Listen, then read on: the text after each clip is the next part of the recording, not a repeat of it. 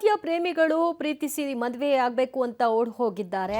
ಇದನ್ನ ತಿಳಿದಂತಹ ಯುವಕನ ಕುಟುಂಬಸ್ಥರ ಮೇಲೆ ಯುವತಿ ಕುಟುಂಬಸ್ಥರು ಹಲ್ಲೆ ನಡೆಸಿರುವಂತಹ ಪ್ರಕರಣ ಇದಾಗಿದೆ.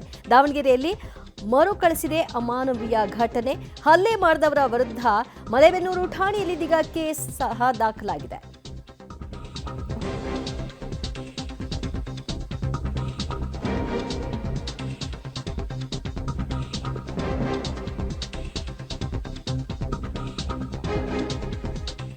ಕಮಲಾಪುರ ಗ್ರಾಮದ ಸೃಷ್ಟಿ ಹಾಗೂ ಸಿದ್ಧಾರ್ಥ್ ಎನ್ನುವವರು ಪ್ರೀತಿಸಿದ್ರು.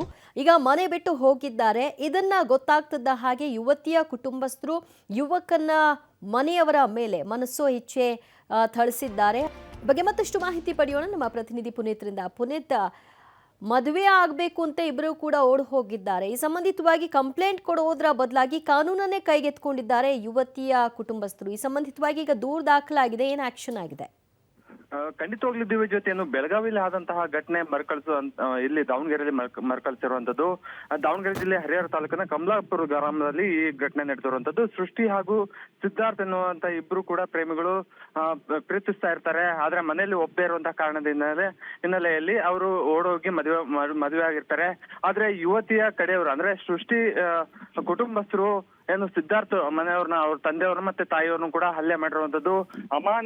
ಅಮಾನ್ಯವಾಗಿ ಒಂದು ಹಲ್ಲೆ ನಡೆಸಿರುವಂತದ್ದು. ಆ ದೃಶ್ಯವೂ ಕೂಡ ಸಿಸಿ ಕ್ಯಾಮೆರಾ ಫುಟೇಜ್ ಅಲ್ಲೂ ಕೂಡ ಒಂದು ರೆಕಾರ್ಡ್ ಆಗಿರುವಂತದ್ದು. ಪ್ರಮುಖವಾಗಿ ಏನು ಕಮಲಾಪುರ ಗ್ರಾಮದಲ್ಲಿ ಬೇರೆ ಬೇರೆ ಸಮುದಾಯದವರು ಆಗಿರುವಂತಹ ಹಿನ್ನೆಲೆಯಲ್ಲಿ ಮೊದಲಿನ ಕೂಡ ಈ ಎರಡು ಸಮುದಾಯಗಳ ನಡುವೆ ಸ್ವಲ್ಪ ಗಲಾಟೆ ಆಗ್ತಾ ಇತ್ತು.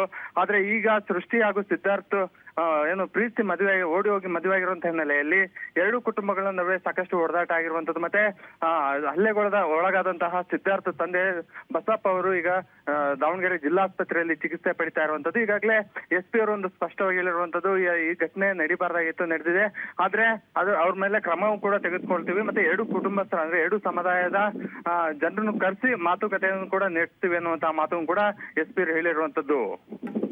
ಜೊತೆ ಥ್ಯಾಂಕ್ ಯು ಪುನೀತ್, ನಿಮ್ಮೆಲ್ಲ ಮಾಹಿತಿ